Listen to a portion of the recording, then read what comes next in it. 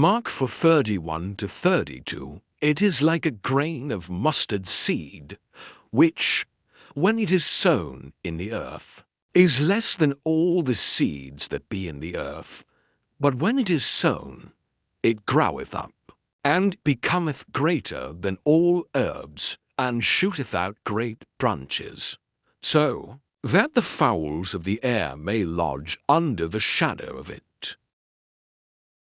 The expressions in the Bible, such as is the least of all seeds, Matthew 13 to 32, and is less than all the seeds that be in the earth, Mark 4:31, contradict scientific data. This is because orchid species such as orchis, and especially Epidendrum, have the smallest seeds in the world. These seeds are remarkable not only for their microscopic size, but also for their simple structure lacking even a nutrient reserve, endosperm. In order to germinate, they must enter into a symbiotic relationship with mycorrhizal fungi. In contrast, a mustard seed is approximately 1 millimeter in size, easily visible to the naked eye, and capable of germinating on its own. This evidence clearly shows that the biblical statement cannot be considered accurate, neither metaphorically nor scientifically. If these words truly come from an absolute divine revelation, then the language used should have been much more precise and careful. A more cautious phrase like one of the smallest would have preserved the metaphorical meaning while avoiding a contradiction with science. However, the text clearly uses a comparative and absolute expression, the smallest. This situation suggests that the text was either written based on the limited botanical knowledge of the time or was rooted more in human observation than in divine revelation. A text that is truly the Word of God should never contain errors.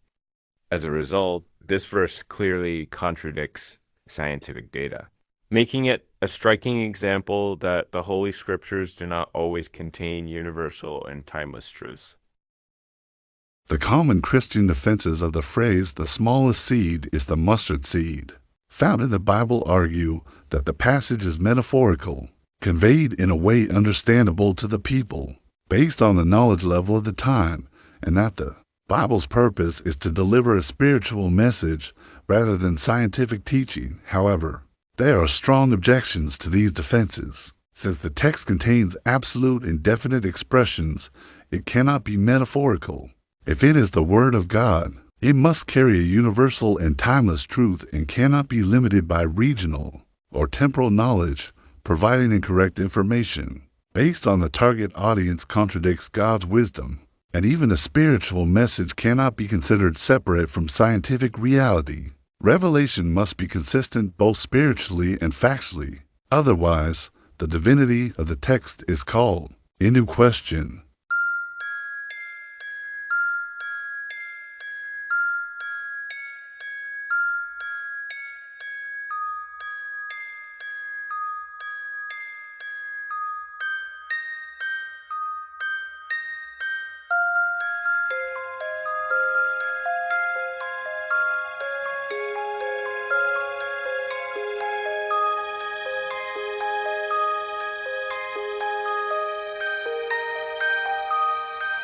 Thank you.